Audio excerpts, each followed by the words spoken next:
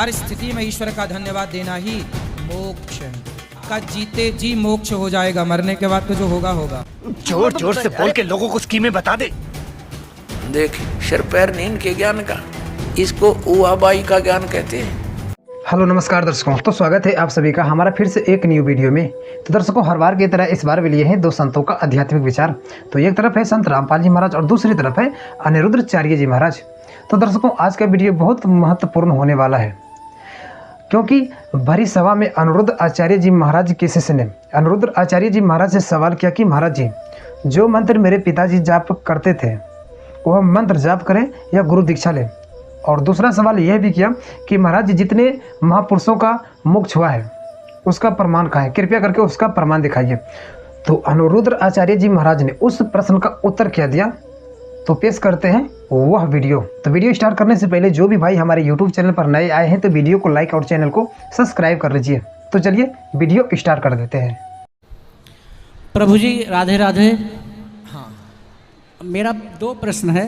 पहला प्रश्न मेरा व्यक्तिगत है कि 1 साल पहले मेरे पिताजी का देहांत हो गया और मैं उनको ही मन अपना गुरु मान लिया था। पिता अब तो गुरु होते ही हैं जी। तो अब वो है नहीं, तो आगे मुझे दिशा निर्देश दिया जाए कि आगे क्या किया जाए। आपका गुरु बनाने का मन है तो बना सकते हैं, और पिता को ही गुरु। पिता ने कोई मंत्र दिया है? नहीं, मंत्र नहीं ले पाया था। ठीक है, पिता तो ऑलरेडी सबके गुरु हैं ही, आप मंत्र लेकर के गुरु दीक्षा प्राप्त कर सकते हैं। क्या पिता को ही गुरु मान के? पिता तो मानो ना मानो गुरु होता ही है। माँ बाप तो ऑलरेडी सबके गुरु हैं, सबके गुरु माँ बाप। बाप ने तो तुम्हें चलाया है, माँ ने तो उंगली पकड़ के चलाया। बाप ने बोलना सिखाया, कमाना सिखाया, तो माँ बाप तो ऑलरेडी सबके गुरु हैं, हर के गुरु माँ बाप हैं। तो जो मंत्र वो जप करते थे, अगर वही मंत्र का मैं जप करता रहूं, बिल्कुल, तो फिर गुरु विधिवत बनाना आवश्यक है क्या? गुरु बनाना जरूरी है। आप बनाना चाहें तो बनाएं, नहीं तो पिता जो मंत्र जपते थे वो भी जप सकते हैं, कोई बात नहीं। एक दूसरा प्रश्न, कई बार ये सुनने में आया कि बहुत ऐसे महात्मा रहे, मुनि संत रहे जिनको मोक्ष मिल गया। हाँ। तो इसका कोई प्रमाण ऐसा कैसे हम विश्वास करें कि उनको मोक्ष मिल गया? अभी मजा आएगा ना भिड़ो। क्यों? हमें ही मोक्ष मिल गया जीते जी। तुम्हें मरने के बाद मोक्ष चाहिए, हम तुम्हें जीते जी मोक्ष दे देते हैं। क्या बात करते हो? जीते जी मोक्ष दे देंगे, मरने के बाद तो जो मिलेगा मिलेगा ही। हम आपके सामने बैठे हैं, आप कहो इन 7 दिनों में आपने कथा ध्यान से सुनी होगी, तो 7 दिन में ही आपका जीते जी मोक्ष हो जाएगा, मरने के बाद तो जो होगा होगा। कैसे कैसे लोग रहते हैं यार यहाँ पर। साला तुमको पागल कुत्ते का गाड़ी उठा के ले जाएगा, बता रहे हैं हम। जीते जी, हम तो मरने के बाद की बात कम करते हैं, जीते जी की बात करते हैं। जो सोचता है कि जो हो रहा भगवान की इच्छा है और हर हाल में जो खुश रहे, उसका तो जीते जी मोक्ष है, हर हाल में प्रसन्न है। तो मतलब इस बात को मान के चले, यही है?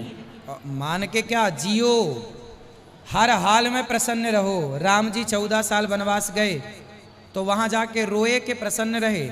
नहीं, प्रसन्न रहे। फिर हर स्थिति में प्रसन्न रहना ही, हर स्थिति में ईश्वर का धन्यवाद देना ही मोक्ष है। तो अभी आप सुने अनिरुद्धाचार्य जी महाराज के विचार। तो चलिए अब देख लेते हैं शास्त्रों से प्रमाण सहित जगत गुरु तत्वदर्शी संत रामपाल जी महाराज के विचार।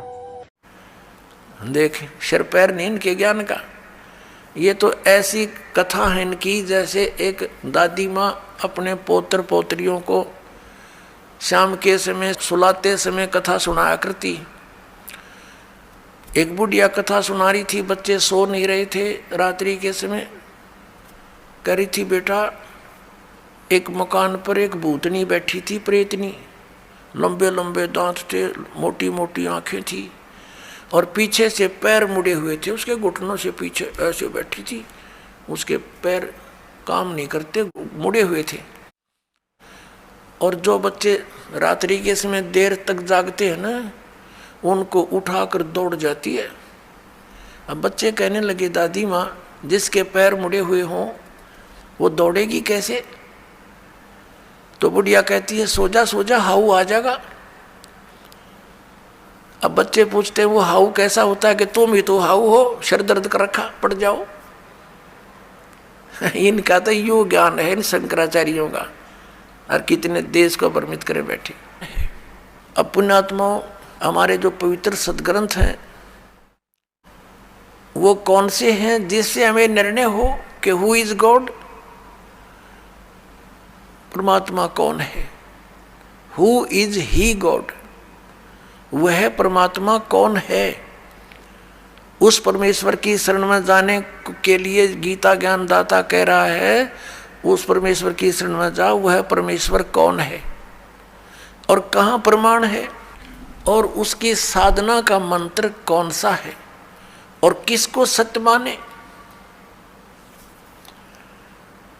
श्रीमद् भगवत गीता अध्याय नंबर 16 के श्लोक नंबर 23 और 24 में कहा है, अर्जुन, जो शास्त्र विधि को त्याग कर मनमाना आचरण करते हैं उनको न तो सुख हो, न उनकी गति हो और न ही उनको कोई सिद्धि प्राप्त हो सकती, अर्थात यूजलेस, व्यर्थ। फिर 24वें श्लोक में कहा कि अर्जुन, इससे तेरे लिए कर्तव्य और अकर्तव्य की व्यवस्था में शास्त्र ही प्रमाण है।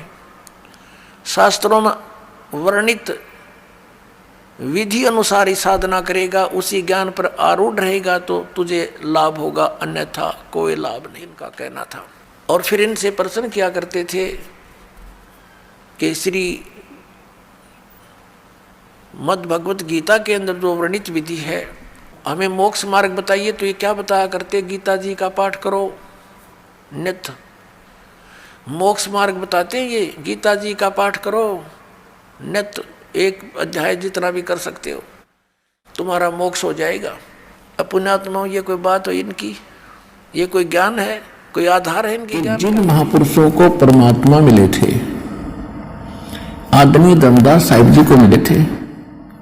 आदरणीय धर्मदास साहिब जी से कहा था कि आप जी सतनाम और सारनाम का जाप करते रहना, लेकिन अभी इस सतनाम को और सारनाम को सार्वजनिक नहीं करना, अन्यथा जो समय मैंने निर्धारित किया है, जब कलयुग 5505 वर्ष बीत जाएगा, उस समय एक बहुत बड़ी मुहिम छेड़ेंगे, पूरे विश्व को ज्ञान देंगे, सब भक्तों को सच्चाई बताएंगे, तो तब हम उसको नहीं उसमें सफल नहीं हो सकेंगे। क्योंकि यदि ये सच्चे नाम ओरिजिनल मंत्र अब सार्वजनिक कर दिए, तो काल ने कहा था कि आपके दूत के, आपके संदेश वाहक से आने से पहले मैं नकली पंथ चलाऊंगा और कबीर और सतलोक और सचखंड की महिमा गाया करेंगे, नाम नकली देंगे वो, और वो सभी मेरे ही जाल में फंसे रह जाएंगे। तो परमात्मा ने इसी दृष्टिकोण से उन महापुरुषों से जिनको परमात्मा मिले थे इस कलयुग में, उनको प्रतिज्ञा करा दी थी, धर्मदास मेरी लाख दुहाई, ये मूल ज्ञान कहीं बार न जाई, मूल ज्ञान बाहर जो पढ़ी, ये बिचली पीढ़ी हंस नितरही, इस मूल ज्ञान को तब तक छुपाई जब तक ये 12 पंथ मिट जाई। धर्मदास जी ने को मालिक ने बताया था कि काल ने कहा था कि तेरे नाम से 12 पंथ चलाऊंगा, कबीर नाम से, उसके बाद और अनेक पंथ चलाऊंगा, जैसे राधा स्वामी पंथ, निरंकारी पंथ, धन धन सतगुरु सरसा सौदा सरसा और जगमाल वाली पंथ, विनोद वाला, ये ताराचंद वाला पंथ, जय गुरुदेव वाला पंथ मथुरा में, आगरा के अंदर शिवजाल पंथ, ये सारे काल के प्रेरित पंथ हैं। इनमें कोई ओरिजिनल ज्ञान नहीं, कोई सच्चा भक्ति और भगवान नहीं। तो परमात्मा ने कहा था कि अगर ये सार्वजनिक हो गए मंत्र सभी, तो ये सभी इन काल के संदेश वाहकों दूतों के हाथ लग जाएंगे, और ये भी यही नाम दिया करेंगे उन सभी अपने अनुयायियों को, और उनसे लाभ कुछ होना ही नहीं, क्योंकि वो अधिकारी नहीं है। क्योंकि अधिकारी के बिना भी ये मंत्र काम नहीं कर सकते। जैसे कोई लाइसेंस बनाता है या पासपोर्ट बनाता है, जो एथोराइज्ड अधिकारी है, जो ऑफिसर है, वो बनाकर साइन करेगा तो वो बन गया, वो काम करेगा पूरा। और ऐसा ही कोई डुप्लीकेट बनाकर साइन कर दे, नंबर गलत है उसके, तो वो नहीं चलेगा। दोनों को हानि होगी। इस प्रकार तो धर्मदास मेरी लाख दुहाई और ये मूल ज्ञान कई बार ना चाहिए। सभी महापुरुषों को ऐसे कहा था, धर्मदास मेरी लाख दुहाई, ये सार शब्द कई बार ना जाए। 2 बार कहा मालिक ने, एक बार तो मूल ज्ञान, जो मूल ज्ञान दास को प्राप्त हुआ है ये आज तक कोई नहीं बता सका।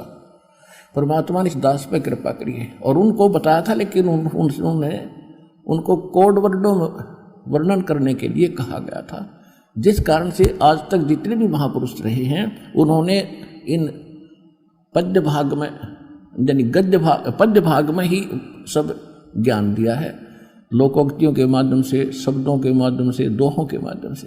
तो इसको आम आदमी समझ नहीं सकता। तो अब दास पे कृपा करी है कि उस पद्य भाग को गद्य भाग में कन्वर्ट करने की, और अब ये आसानी से समझ में आएगा और वो मूल ज्ञान इस दास को प्राप्त हुआ। इन कोड वर्डों को समझने की बुद्धि भगवान कबीर साहब ने दास को दी है, जो समझकर आपको समझाया है। तो ऐसे ही इन अन्य महापुरुषों को जिनको भगवान मिले थे, कबीर जी, आदरणीय मलुकदास साहिब जी को, आदरणीय नानक साहिब जी जो सिख धर्म के प्रवर्तक माने जाते हैं, आदरणीय दादू साहिब जी को, आदरणीय गरीबदास साहिब जी गांव छुड़ानी जिला झज्जर हरियाणा वाले को, आदरणीय घीसा दास साहिब जी गांव खेखड़ा जिला अब बागपत हो गया है, पहले मेरठ था, और आदरणीय स्वामी रामानंद जी गांव शहर काशी बनारस वालों को। तो इन सब को परमात्मा ने सच्चे मंत्र दिए थे, लेकिन धर्मदास जी को और नानक साहिब जी को, गरीबदास साहिब जी को, इनको परमात्मा ने गुरु पद के लिए कहा था कि आप अपना पंथ चलाइए, लेकिन प्रथम मंत्र ही के 5 नाम ही देना, ये सतनाम और सारनाम नहीं बताना। तो अभी आप सुने दोनों धर्म गुरुओं का आध्यात्मिक विचार। तो आध्यात्मिक विचार में किसका ज्ञान सही था, कमेंट में आप हमें जरूर बताइए। तो मिलते हैं अगले वीडियो में, जब तक के लिए धन्यवाद। और अगर तुम लोग नए हो तो सब्सक्राइब करो, वो जो लाल वाला बटन है उस पर फूट फेंक के मारो या फिर मोमबत्ती, मुझे नहीं पता, बस क्लिक हो जाना चाहिए। नहीं, सोचिए मत, सब्सक्राइब कीजिए।